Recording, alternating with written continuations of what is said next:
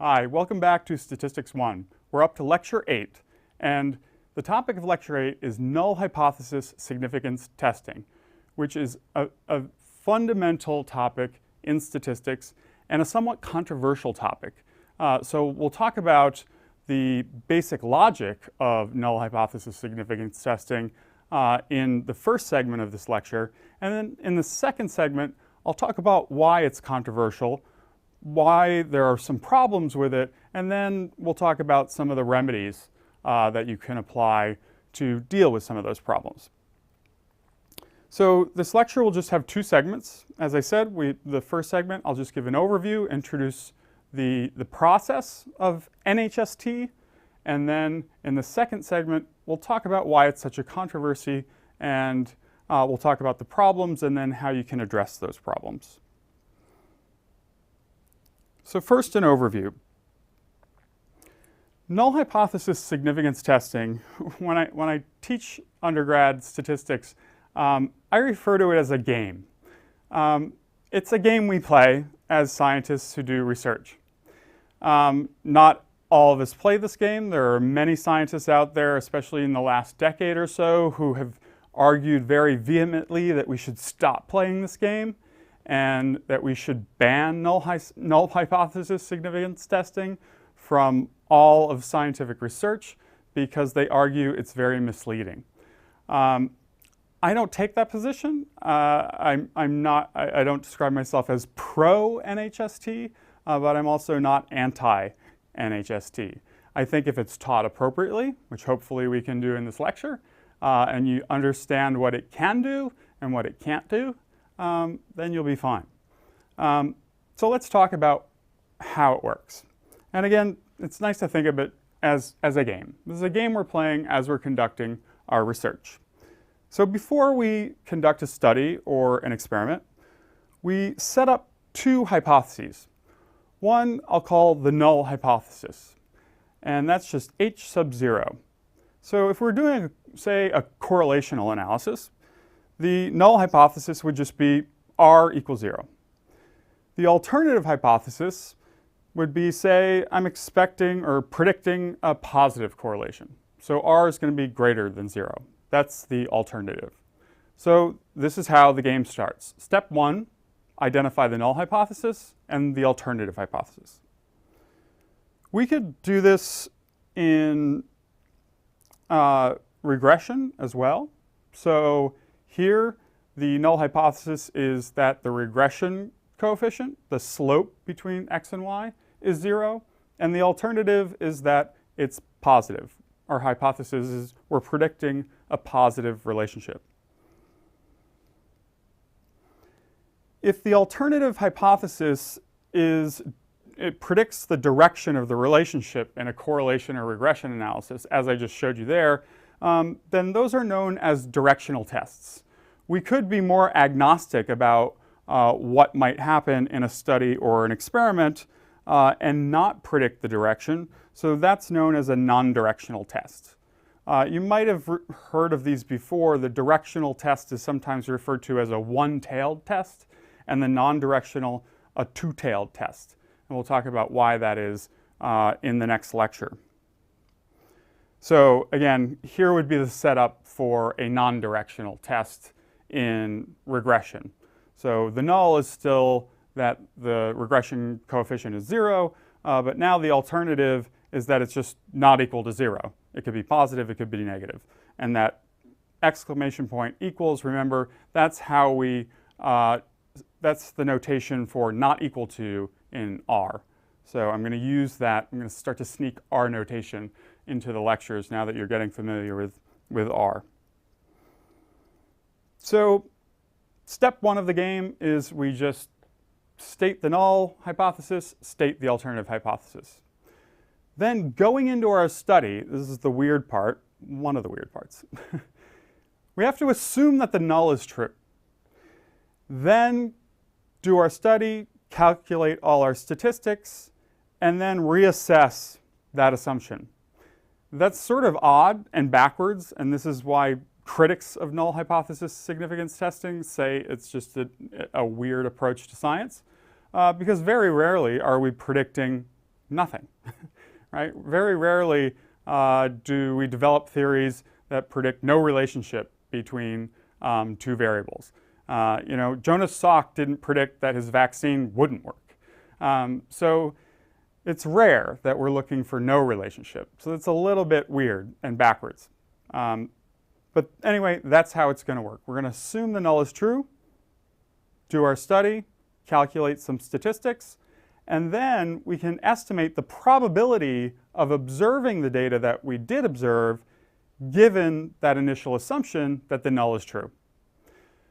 That gives us a p-value at the end. And if you've had any exposure to research or just reading about research studies online or in the news, you'll often hear this phrase, the relationship was statistically significant, p less than 0.05. This is where that comes from. So if we get a very low p-value, for example, less than 0.05, so if the probability of obtaining the data we obtained, given the assumption that nothing was going to happen, if that probability is so low, like less than 5% chance, then we reject the null and we say, hey, it looks like the null hypothesis was wrong. Looks like there is an effect here. There is a relationship between x and y, for example. So that's how the game works.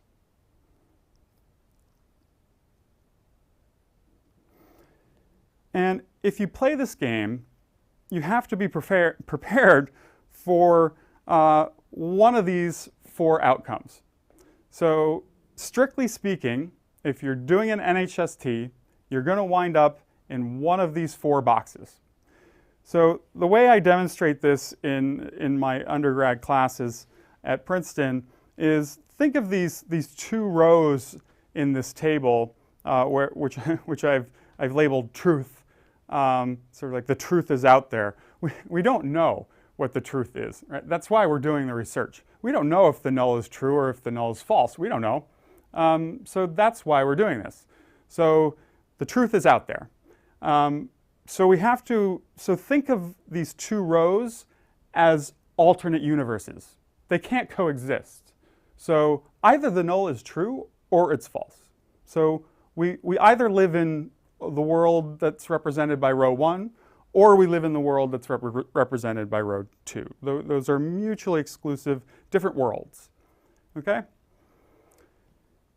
Think about the columns sort of differently. The columns are what we do as the experimenter or as the researcher. We have to make a decision based on that p-value, based on our data. We are either going to decide to retain the null or reject the null. We have to make this binary decision. Again, that's one of the things that people don't like about this, is that sort of strict decision rule. You have to reject or retain, that's it. But that's how the game works. So you retain or you reject. So you're going to wind up in one of these four outcomes. So if you retain when the null is true, great, you made the correct decision. Likewise, if you reject when the null is false, great, you made the correct decision. But there's always the possibility of an error. And there are two types of errors. The first is a type 1 error or false alarm. That's where you've rejected the null hypothesis when in fact there wasn't a relationship there. That's why it's called a false alarm.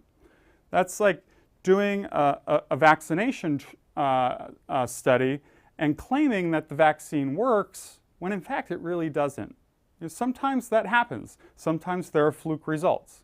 Or you could test a new drug to see if it's effective in treating, say, HIV. And you might get an initial result that looks good and say, hey, this drug works. But then as you do more research, get more representative samples, better assessments, you might find out, hey, it doesn't work. So that would be a type 1 error. There's also the possibility of a type 2 error, and that's called a miss. So there's really an effect out there, and you just missed it for whatever reason. Maybe you had poor assessment, maybe you didn't have enough subjects, you didn't have a random representative sample. For whatever reason, you may have missed it. So there's always the possibility of a type 1 error or a type 2 error, and we have to live with that. Because research is messy a lot of the time, and we're doing this inference process where we're getting a sample from a population. So we're engaged in these estimation procedures. There's a lot of probabilistic outcomes. So we just have to be comfortable with the fact that we might make mistakes in individual studies. But that's okay because we do lots of studies. Right? You don't do one experiment and then say, hey, this vaccine works or this drug works. It takes multiple studies, replications. So if you're uneasy with this and the fact that we're going to make errors sometimes, remember that we're going to do lots of experiments or lots of studies, or if you're a consumer of statistics and research, look for replications. Never base a conclusion on one individual study because they're prone to these errors. So to be clear, and this is one of the most important things I tell my undergraduate students to walk away from my course with, is knowing that the p-value that you see in the news or in a research paper or in your R output, what does it mean really? It's the probability of obtaining the data you obtained given the assumption that the null hypothesis is true. Okay? It is not the flip of that, which is what a lot of students do. And actually, even PhDs, not my colleagues here at Princeton, they wouldn't make that mistake. But I've seen people do it. They often get this outcome and then they just mistakenly flip it around and say, oh, well, then it's the probability of this hypothesis given the data. So the probability that the null is true is very low. That's not true. You can't make that reverse inference. So again, this top line here is one of the most important things I want you to take away from this course. Even if you only watch this one lecture, please know that. When someone says that something's statistically significant, p less than 0.05, what it means is it's the probability of obtaining those data given the assumption that there was no effect or no relationship in the study or experiment. So far in this course, we've only done 2 procedures that we can apply NHST to. So we've done correlation and regression. We're going to apply NHST to lots and lots of statistical procedures going forward. So far, we've only done 2. So when we do correlation analyses, we can say, well, is the correlation between these 2 variables, is it significantly different from 0? Again, that's that phrase statistically significant. That's where it comes from. And we could ask in a regression analysis, is the slope of the regression line for x relating to y significantly different from 0? And if so, then we would conclude and we would write up in our paper, and perhaps the newspaper would pick it up. They would say, well, researchers found a significant correlation between, a statistically significant correlation between working memory and intelligence, right? That's something that we found before. It's a significant correlation when you do the NHST procedure and a correlational study. So far, that's all we've been able to do with NHST. So in the regression example, I want to point this out to you because you'll see this in the lab where you start to do multiple regression. You'll see lots of t-tests and lots of p-values. So it's important that you start to understand what these things are because you're going to be seeing this in a lot of your R output in lab and as you do the next assignment. So the way to get to this p-value that we've been talking about is to first calculate a t-value. And I'm going to cover all of this in more detail in the lecture on the central limit theorem. We'll get into the nitty-gritty of these t-values and p-values and their relationship. But for now, I just want to show this to you because you're going to see it in your R output. So the t-value is just the regression coefficient relative to the standard error of the regression coefficient. And it's a ratio. And most NHSTs are essentially just ratios. And they're basically what did you observe relative to what do you expect just due to chance, right? That was standard error. Standard error was how much sampling error are we going to get just due to chance? The regression coefficient is what we actually observed.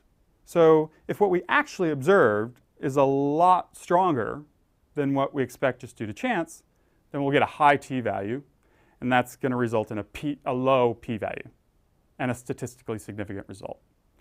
In contrast, if my regression coefficient is the same as what I would expect just due to chance error, so if b is equal to SE, then we get a t of 1.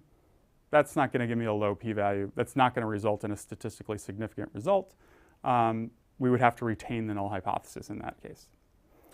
And you'll see this in the R output, and we're going to cover the underlying math of this in much more detail when we cover multiple regression. So to summarize this segment, NHST is simply a procedure for hypothesis testing, and it's just one procedure. There are other ways to engage in hypothesis testing, which I'll talk about in the next segment. And I said I like to just think of it as a game. We're playing a game, NHST, makes it a little less controversial if I think of it as a game. It requires this binary decision, so you either reject the null hypothesis or you retain it. And what that means is there's always going to be 4 possible outcomes. 2 are great, correct retention, correct rejection, and 2 are errors. The type 1 error, false alarm, type 2 error, a miss.